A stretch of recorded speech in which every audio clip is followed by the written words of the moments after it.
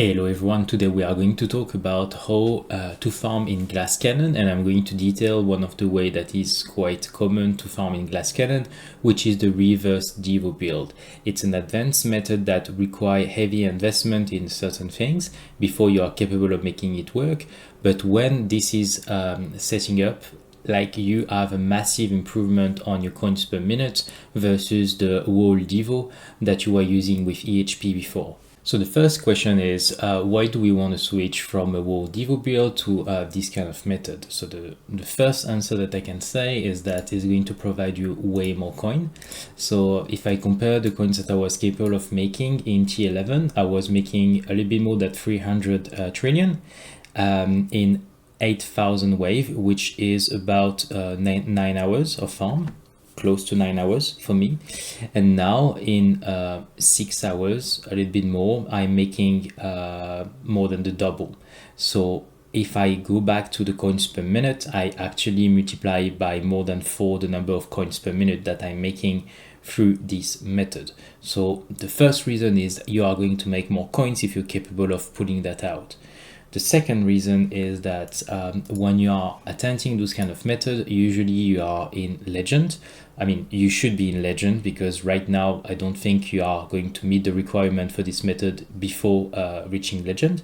And then you are playing a Glass Cannon build for tournament. So the fact that your farm method is aligned with your tournament performances, it's something that is very good, because you can invest into damage, and damage is going to provide you more value in tournament, but it's also going to provide you more value in your farming run. So now you have both of your interests that are aligned and that are going to provide you value in both aspects of the game. To maximize the amount of coin that you are farming per day, let me introduce the sponsor of today's video, UJPhone. The problem I encounter with the tower is that when it's running on the mobile, you need to have the mobile constantly turned on if you want to play the game, and this is melting my battery. The mobile is getting super hot, and if I want to use my mobile for any other purposes, I cannot use it.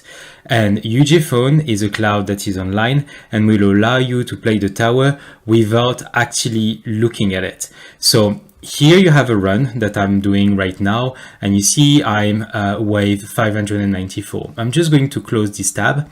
So my run is not running anymore. So I have nothing. This is on my desktop computer, but by the way, you can do it also on your phone. If you have just a browser, you just close the browser and then you can use your phone normally.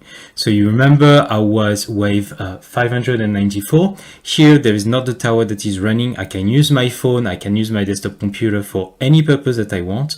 And then if I want to reconnect to my run, I just go here, I just tap refresh, and then this is going to charge to load again. And then from where I was, which was 594, you see that the run carry on. So basically what this is allowing me is that every time that I'm traveling, I want to spend time with family, I don't want to have my phone constantly on the game, I can still farm, and I can still get value from this farm through this application, UJPhone. And the second obvious value that I see with this application is if you are wishing to do night runs, then you can do night runs without your phone being charged overnight or your desktop computer running overnight.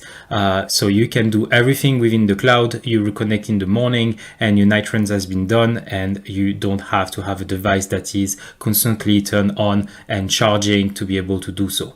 I started to use the app since early August, so it's been now a while, and honestly it's been a blast. And especially during my holidays when I was abroad and I wanted to use my phone for Google Maps or things like that, or taking pictures for my holidays. I have been able to farm for 2 weeks during my holidays, pretty much like if I was at home, but I was traveling and I was doing everything that I wanted to do with my phone. So really, really great. Recommend it. There is also a specific discount that is available until the 5th of October. So if you are interested, you will find 2 links in the description of this video. The first link is an affiliate link with myself that is going to provide you 488 gems within the apps of UJPhone. This will allow you to unlock a free trial of 4 hours and will allow you to extend any time that you are purchasing through the app. The second link that you will find is a small tutorial that I made that is a little bit less than 3 minutes that is explaining you how you set up UJPhone for your first run, knowing that just after you will just need to connect to UJPhone, you won't have to redo the setup again and again. Now let's carry on with the rest of the video. So now I'm going to give you a list of what I consider to be the bare minimum of things that you need if you want to try to attend this method. I mean, it's my list. Some people may disagree, but to me, if you don't even have this, it's not even worth trying to attend this method. It's way more efficient for you to try to farm in Devo EHP with the wall or without the wall with a good wormhole redirector. So the first requirement that I think is very, very important is you need to be able to clean the wave 2500 minimum in tier 14. If you're not capable of doing that, you're not going to go far enough into the wave in general. And especially the fact that you are going to move to a farm run, you are going to nerf yourself. So this is really like the bare minimum. The second thing is that you need to have a permanent chrono field without a G-comp and a slow that is superior to 70%. So what I mean by that is if you go to your chrono field here, you have a basic speed reduction. So this number here, including your substat on the module, it needs to be above 70%. Then you need to have on ultimate weapon, the average of the black hole, the death wave, and the golden tower. With the MVN, it needs to be below 100 seconds, you cooldown. Otherwise, you're going to stack too much enemy and it's not going to be worth it. Another one that is going to be mandatory, but it's quite easy to have, is an ancestral shockwave frequency. This is going to be very important as well. And last but not least, in terms of cards, you need to have a minimum of 16 card slot. So from everything that I said before, if there is at least one thing that you are missing, then you're probably not ready for this technique. And what I'm saying here is like, it's not even allowing you to do the technique. It's like, don't even try it if you don't have this. Okay, so now that I talked about the different aspects of what is needed to be successful in this method, I'm going to try to explain the method. So the method is called the reverse Devo, but actually there is nothing that you are devolving to be able to pull this method. So it's not like you are nerfing certain aspect of your tower like you do for regular Devo to be able to do that. The reason we are saying it's reverse Devo is because usually when you are playing a Devo build, you are stacking the enemy around your tower and you are tanking them. And then when your black hole are popping, you have all the enemies that are going to be attracted from the inside to the outside inside the black hole.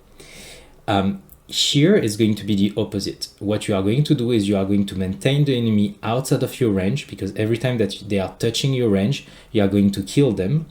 And then what is going to happen is that when the black hole are going to appear, you are going to pull them from the outside to the inside of the black hole. So they are going the opposite direction. That's why we are calling it reverse Devo build. And this method is going to act as like a filter. What it means is that the things that are the quickest, the most speedy, they are going to crash on your wall, on your orbs, faster than the things that are not as quick. And the things that are not as quick are the tanks. That they are the ones that are going to remain around your tower, and they are going to stay alive. And when the black hole are going to pop, they are going to be the ones that are going to be killed within the black hole.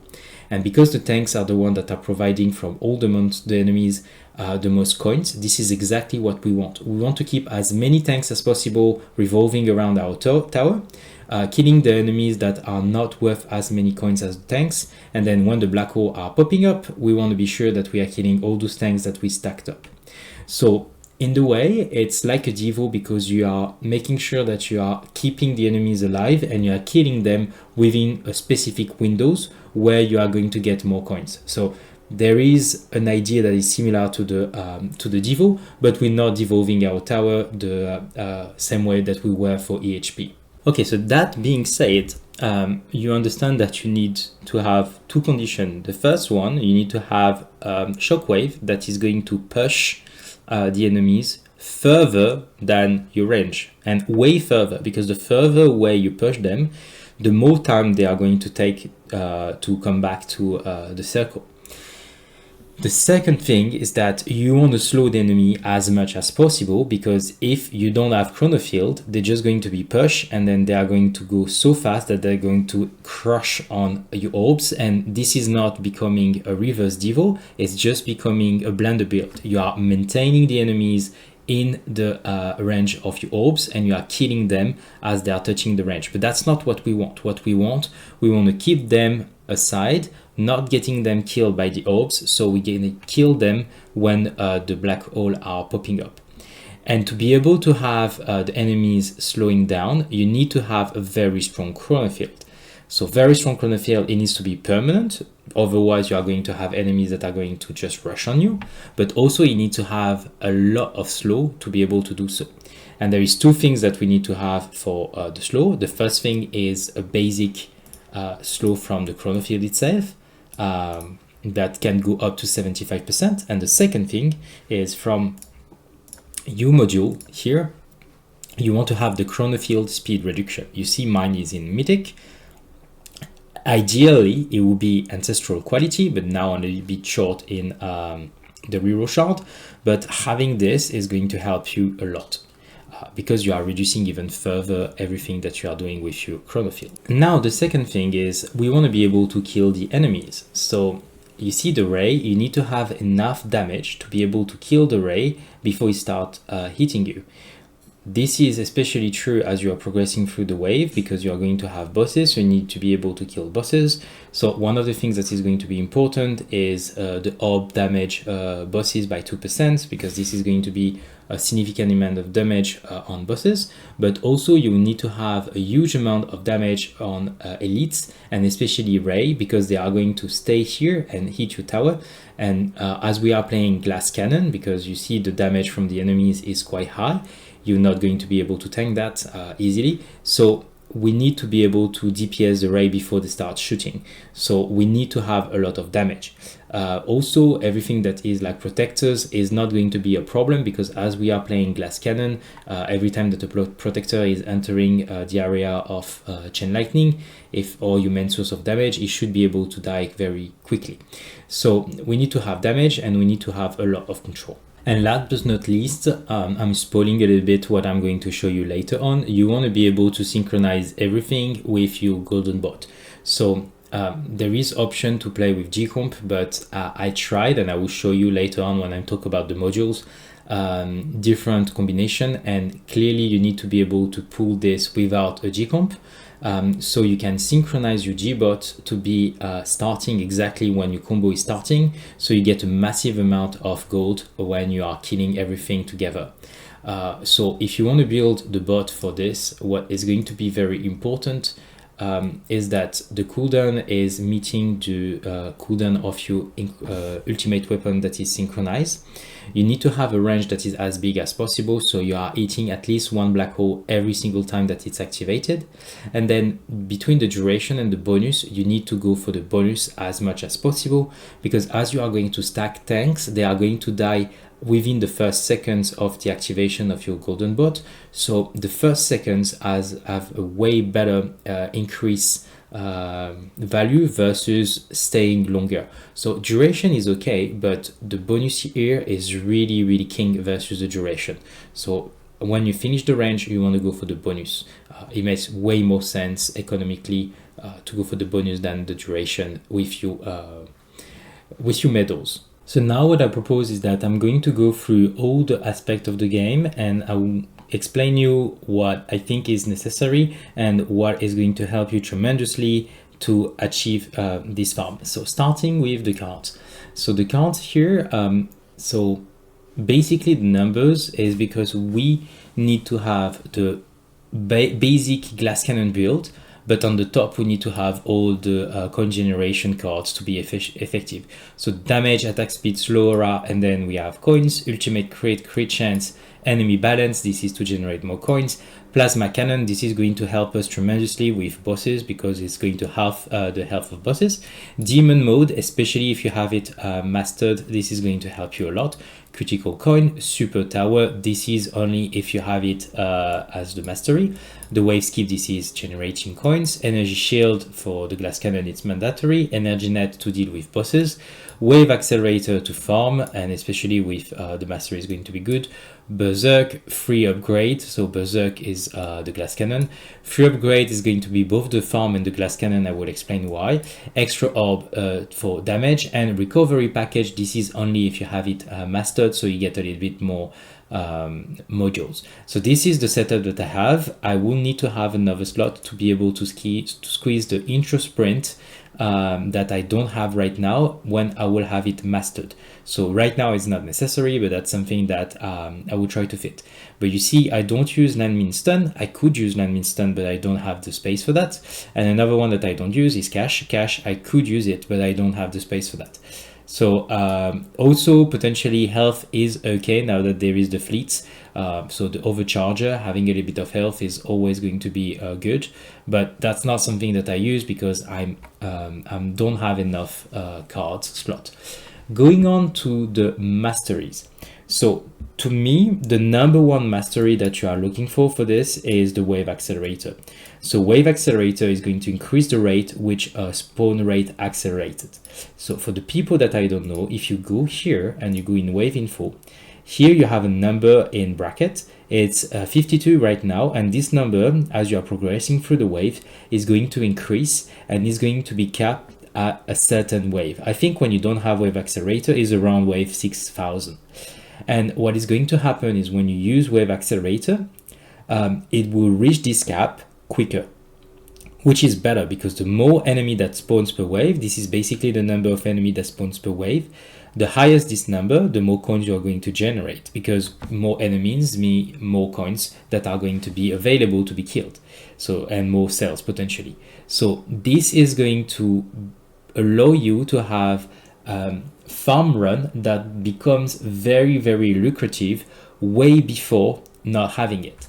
So the first thing that I do recommend to master if you want to farm is wave accelerator. This is amazing, and at the moment it's only level 3. I'm working on the level 4, as you can see here. It's there. I'm working on level 4, but that's something that I do recommend. The second thing, if you want to farm, that I do recommend is the intro sprint. That is going to allow you to skip wave at the beginning that are dead weight. What I mean by that is that before you have your setup of perks, the wave that you are doing is pretty much irrelevant. So at the beginning here, I make something like 20 billion per minute, which is 100 times less than what I'm making here. So skipping this wave and going straight into the now I'm making a lot of coins is going to increase drastically the number of coins per minute in average through the run that I'm making, which means that if I go here in stats, potentially the number that I will see here is going to be slightly lower because I'm not going to have the first 1000 wave, but the time that it will take me to complete the run is going to be way shorter. So a way that you count usually is that 100 wave through a normal setup is about 10 minutes. So if you reduce the number of wave by 1000, you are saving close to an hour and a half. And an hour and a half from the first 1000 wave is not going to affect your coin generation almost at all, because it's really bad at the beginning. You don't have the perks. So you're just shaving this date weight and you are getting way more value from your runs. So the second thing that I do recommend is intro sprint to farm. Now, farming is good, but you need to stay alive, and staying alive in glass cannon build is not that easy. So among the things that will help you to stay alive, I think the very basic and easy one is probably the damage mastery, which is very straightforward. It increases your bonus damage and allow you to stay longer alive because you do more damage. Yeah. So that is something that is very simple, but very useful. The second thing that I think is very interesting is demon mode. This is especially interesting if you have the perk from the research that is reactivating every 300 wave, so you can reactivate as quickly as possible the demon mode. So it means that when this lingering effect is going down, then your demon mode is popping back up online, and then you can restart demon mode. So this is going to be useful. And the second thing that is going to be extremely useful with demon mode is from the vault, if you have the auto activation from demon mode if you are about to die. So you don't have to stay in front of your run to benefit from demon mode. So this one, I would not recommend it if you don't have the vault automatic activation, but if you do, this is a very good mastery to get.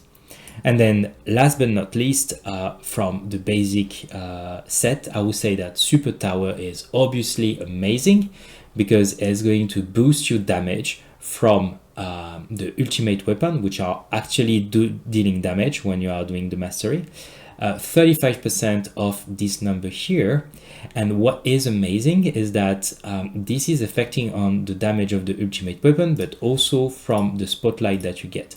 So that's something that I talked into my previous video. You see my spotlight, every time that the Super Tower is activated, it moves from multiply by 76 to multiply by 227. So this is completely insane. You want to have the Super Tower that is going to boost your spotlight, and obviously, not like my previous video, you want to have a large coverage of your spotlight, because if you just have like a small narrow beam, then this is pretty much irrelevant. You want to have a huge coverage. So right now, my spotlight angle, including my module, is about 60 degrees with 4 beam. So that means that I have 240 degrees that are covered out of the 360. And I would consider that this is something that is going to be very important for you to have covered, but I'm going to talk about it into the ultimate weapon part. So going back to the cards, as we are talking about the cards right now, things that you might consider is the attack speed, because more attack speed means more damage, especially if you're relying on chain lightning. This is not something that I will prioritize, but at some point having this could help you survive longer. But overall, what is more valued is not to survive longer, is to make more coins within the same time frame. And for that, you have two options. You have the basic coin mastery, which is going to increase the coins that you are getting. And the second one is going to be the extra orb, that is going to multiply the coins that you are getting if the enemy are hit by orb first. And when you are farming in T14, you're not insta-killing the enemies when they are eating by orbs. So this is going to increase drastically your amount of coins. So the first level is only 4%, but this is going to increase with the level that you are building up. So that's the two economical ones that you may consider. Regarding the workshop, as you see, I have all the free upgrade that is maxed, so I'm going to max everything at the end. The only thing that I'm not going to touch is the range, because I'm using BHD, and I'm going to talk about that into the module part. So what I do recommend as a setup is for the damage, you go with something that you are comfortable to start the farm and the tournament. So myself, I'm using 5,900, so I don't have to waste probably like 5 trillion to go to the 6,000. I don't need that. In here, in the rend armor and the rend chance, this is just added damage, so now I've unlocked them, but I keep them level 1. I don't need to invest anything into this. And then there is like super crit multiplicator that I'm not maxed at the beginning because it's quite expensive, the last level. And I think it's the damage per meter that is not maxed as well because it's quite expensive. And then the range, I play at 30 meters. I'm going to share all the data showing that 30 meters for me, for my tower, is more efficient than a larger range. So that's why I'm playing with 30 meters. Regarding the defense, I have, I think the basic health, I have 5,800, but that's just like personal preferences. It's going to be max anyway. Defense absolute is level 1, so every time that I have the quest that requires me to invest 1 point, I can put in defense absolute, and it's completely okay. Health regen, I think, is pretty much max at the beginning. Everything else is maxed. And then the wall, I think I put some level, but that's pretty much irrelevant. So yeah, that's shockwave frequency, shockwave size. This is max. It's not like a regular Devo build, you want to max those things. And then regarding your economical web part, so what I do recommend is that you max everything outside of the ELS that are here, and then all the points that you have, you don't put anything into attack level skip if you are a little bit short in coins, but you put a lot in health level skip, but not too much. Like when I say a lot, is you don't put anything here because you can save these coins to put a little bit more here, but bear in mind that the more you put here, it's not necessarily like a great value. So especially when you have a free utility upgrade that is above 100%, that means that you have more than one level every single wave that is going to land here. You are going to max this very quickly. So having 3 or 4 level more or less to max is not going to like skip you way more waves. What I do recommend is you go for like a healthy, probably like 400. I don't remember. I think I'm around 400 basic stats. And then the last 299 that are remaining, I use a combination of cash and the free upgrade. And usually within the first 400 wave, I'm maxed here. And this I don't care because I'm playing Glass Cannon. So don't kill yourself on that. Your coins are probably better invest somewhere else than spending 70 trillion for a click here, I believe. Now let's talk about modules. So in the bare minimum requirement, I was not talking about assist module because I don't think it's like mandatory. And actually there were people that were using the reverse Devo build before the feature was available into the game, the assist module. The reality is that if you are trying this, going out from an EHP build, not having those modules is going to be requiring you to have way more damage than if you do have the assist here. So I do recommend that you unlock those assist modules. And the first one that I do recommend that you unlock is this one. So you are going to put in assist the dimension core for this unique effect. And the reason for that is because the chain lightning is now going to hit your primary target for 60% of the time that a chain lightning is proccing, which will make dealing with bosses and dealing with the elites and the ray way easier than if you just have MVN.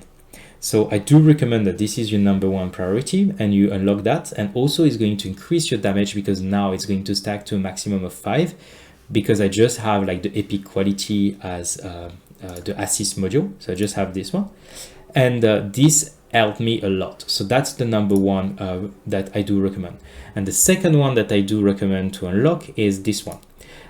So this one, I have made a lot of trials to try to figure out what should I use between the main one and the assist one. I'm going to show you the result right now. Short disclaimer before I'm sharing the result that you see here. This is true for my tower with my damage, my wave accelerator plus. So I do recommend that you try out certain aspect of what I'm going to present because maybe it's going to be different for you. So that's what I did for my tower, and I think it's a great way also to show you when I share some results, what are the work that I put behind the scene that usually I don't share, but today I'm going to share and I'm going to try to explain the methodology that I use. So first, when I'm doing those kind of studies, what I try to do within the tower is to have labs that are not focusing on economical or that are long enough that are not going to finish in the middle of the trials that I'm doing. So you see, I'm working on the modules, so core effect ban, lightning amplifier, generator effect ban, cannon effect ban. Before I had the lightning amplifier here, I was using king of module shatter shard, so things that are not economical. I know that the wave accelerator is not going to finish now, so this is not impacting the result that I'm going to share. So everything that was under research were on something that was not economical. So I know that the result from the first run that I did to the last one are something that is replicable. Okay, so now going back to my Excel file. So every time that you see a blue cells, it means that it changed versus the previous one. So here I changed this versus that. Here I changed the range. Here I changed this, etc., etc. So the first thing that I was wondering is, okay, I'm switching to a glass cannon, so probably having a glass cannon setup is going to be good. So I wanted to use as a main module the project funding, and then as a second one the galaxy compressor, which was my previous farm module. And then what I did is that I always record the wave, the tier that I'm doing, because sometimes I change tier, the time in hour that I see, like the real time that the run took me. I convert this time in minutes, the coins in total, so in trillions, this number is in trillion that I'm making, the sales that I'm making, and then after I'm making an average sales per minute and an average coins per minute, because I think it's important to compare something that is on the whole run.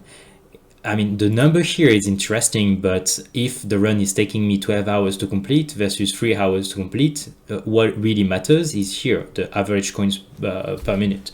So the number you see here is in billion per minute average. That means that you usually have a peak that is way higher than the number you see, but in average at the beginning I don't make any coins, so I do have this number. Having intro sprint mastery is going to increase this number, but it's going to decrease the number of total coins that I'm making, because the first, let's say 800 wave, I'm not going to make any coins, so this number is going to decrease, but the time here is going to drastically decrease, so the number here is going to increase. Then I put the range where I'm farming, the fact that my golden bot is not sync at the beginning, the range of my golden bot, and the wave accelerator that I'm using. So what is very interesting, I think, to me is to compare those numbers. This is the number one thing that I'm going to focus on. The second thing that I switch, and for this I want to say a massive thank you to Rumap. She is someone that transitioned to Glass Cannon a bit before me, and she gave me so many advice through this transition, so I tried to follow what she was saying, and she really helped me out in my journey to transition. So massive thank you to you. I was meant to have a video with her talking about the tower and how she transitioned to Glass Cannon, but unfortunately I lost all my data on the computer, as you may be aware, so I couldn't have this video, but she really helped me with this video, so massive thank you to her. The first thing that I was trying is, okay, so now let's move to BHD and Gcomp, and you see that my average coin per minute is skyrocketing. I almost multiply it by 2, but I do less wave. So that's something that you need to consider. You have runs that are going to be shorter, but they are going to be way more lucrative. You are losing a little bit of sales as well, but this I don't mind too much.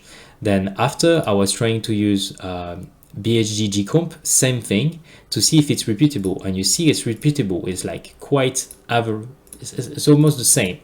Like you have 10%, probably less than 10%, that is the difference.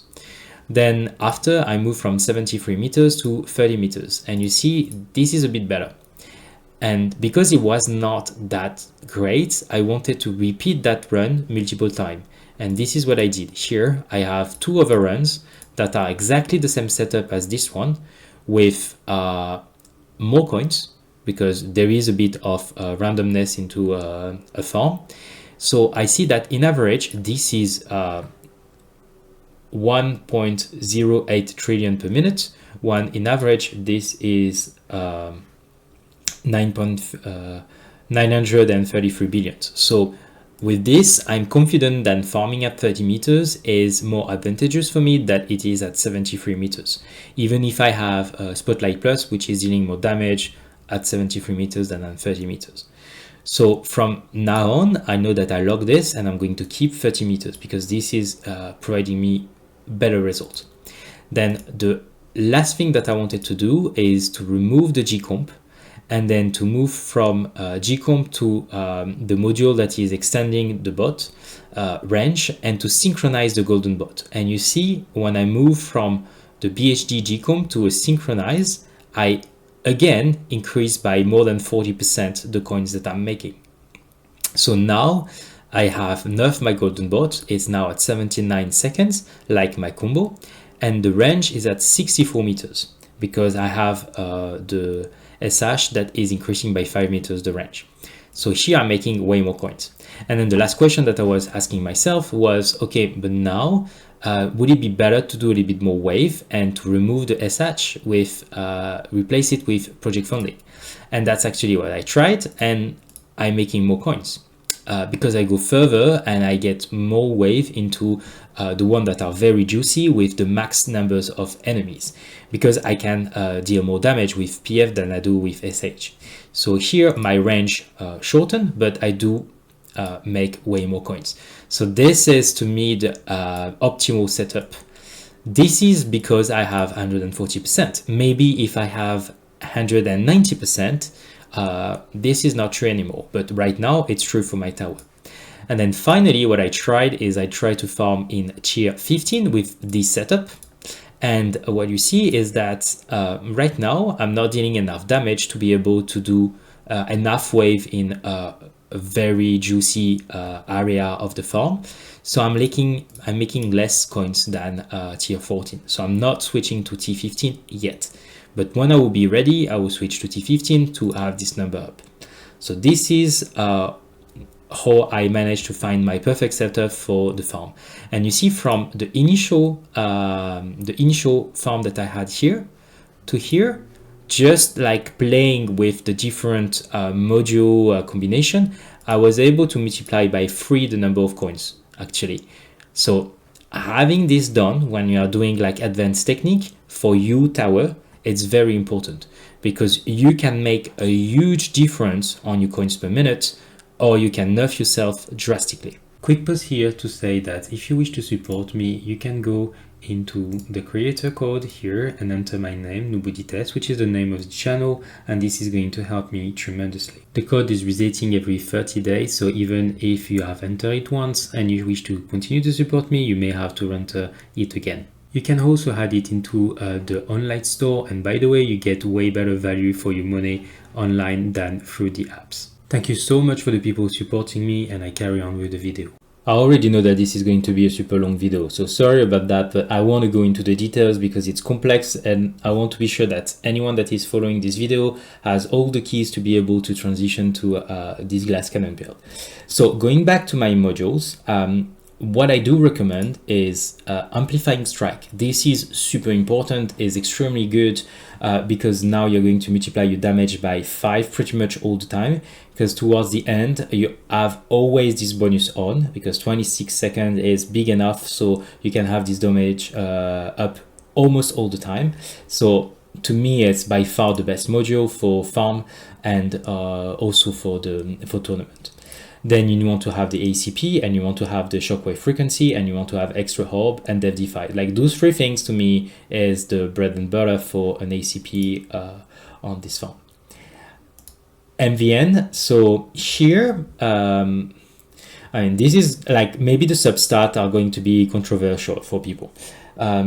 Eventually, the things that you want is to have the death wave cooldown. Perfectly, you want to have the golden tower cooldown minus 12 seconds, the death wave quantity. I think the 3 that I just quote, for sure you want them.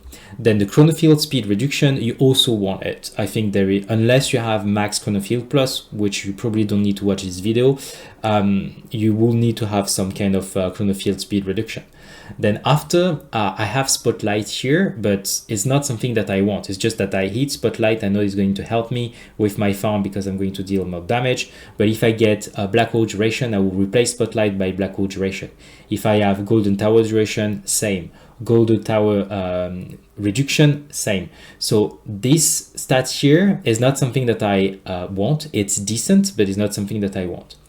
Golden Tower bonus, I know that very advanced player, usually they remove this and they are taking something instead, because the bonus that they have here is irrelevant versus getting like a longer Golden Tower, so you get the Golden Tower plus that is proccing more. Right now for me, I think this is still adding me value and is in Ancestral, so I'm not going to change it just yet.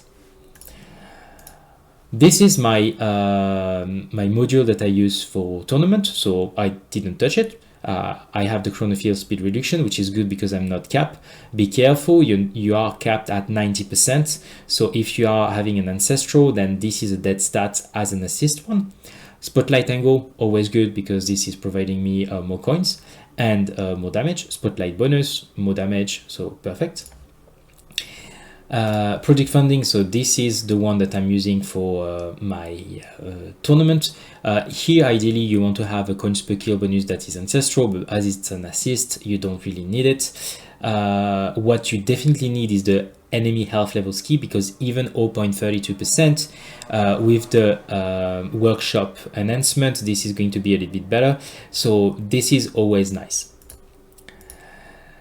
And then on the BHD, the number one that you want is health level skip, the coins per kill bonus. And I do like to have package because I'm using the mastery card here that is going to provide me some shard every time that I'm getting a package. So because I'm using this card, I like to have package on my... Moving on to the vote. So on the votes, probably you will need to take additional cards because, as I was saying, you need quite a lot of cards, so this is going to be good. The demon mode automation, this is nice to have. It's not mandatory, but it's nice to have. Then on the things that I think are very useful to my point of view is the workshop orb adjuster, the orb slider here. Is going to help you tremendously because it's going to allow you to reduce the range of your farm by adjusting the orbs that you get on your workshop. So this is what allows me to go to 30 meters. Otherwise, the orbs from the workshop, they are rotating outside of your tower range, so they are not they're not something that is going to provide you value. I'm capable of doing this because I have this one. So you see at the moment I'm stacking the keys. The things that I have in mind is this one, the damage cap slider, because when I start the run for the first probably 2500 wave, my chain lightning is doing a lot of damage and it's killing everything outside of the black hole.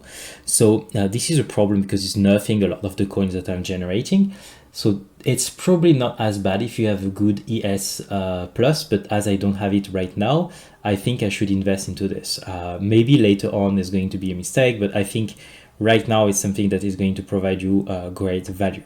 Things that you may consider is the bot slider to ease your synchronization between bot and the ultimate weapon. But the problem with this is that potentially if you go for the bot preset, then this is like a little bit redundant. So I don't know if this is something that is very important. Clearly something that I will go for when I have the attack slider is the bot preset. I want to have bot preset because I think that right now I'm wasting so much potential in tournament because I don't have the boss preset and I have a huge golden bot. So having those medals from the golden bot reassigned to something that is providing me value in tournament is something that I consider, but that's nothing to do with the reverse Devo build that I'm presenting to you. I mean, for the sake of the video, I think that in the power tree, getting the 2 meters on the range bot is probably something that is decent to help you with your coins. Then the problem is that this tree here is costing a lot of keys. So I do recommend that you first focus on harmony before you switch to power. It's going to help you with damage dealing, but overall I think that harmony has a better value than power for farming. Okay, so let's talk about the ultimate weapon. So the first thing that I do recommend is mandatory, in my opinion, is to have a chronofield that is permanent.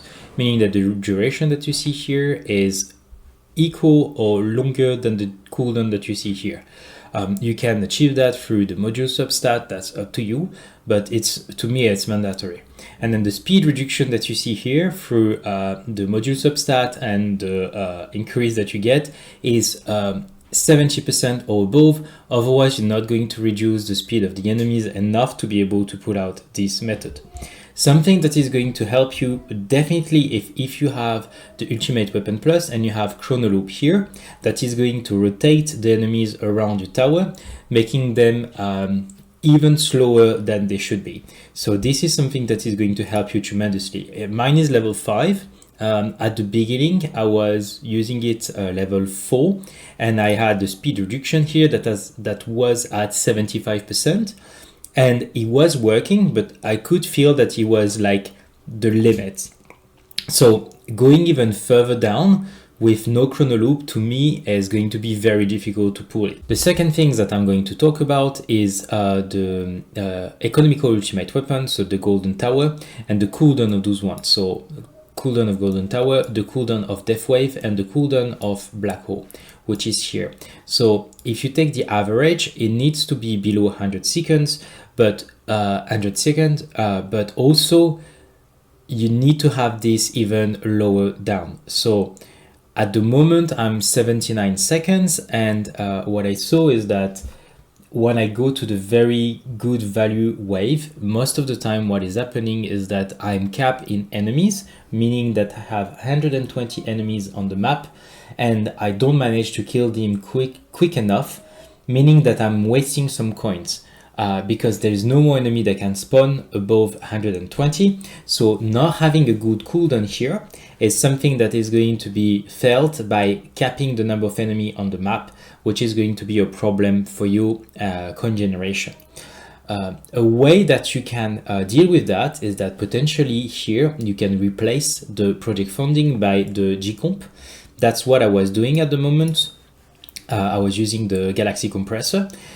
Even an epic quality, you are going to reduce by 10 seconds every time that you're getting a package, and basically I was in average getting one package between each combo, meaning that I was reducing the overall cooldown of my ultimate weapon by 10 seconds.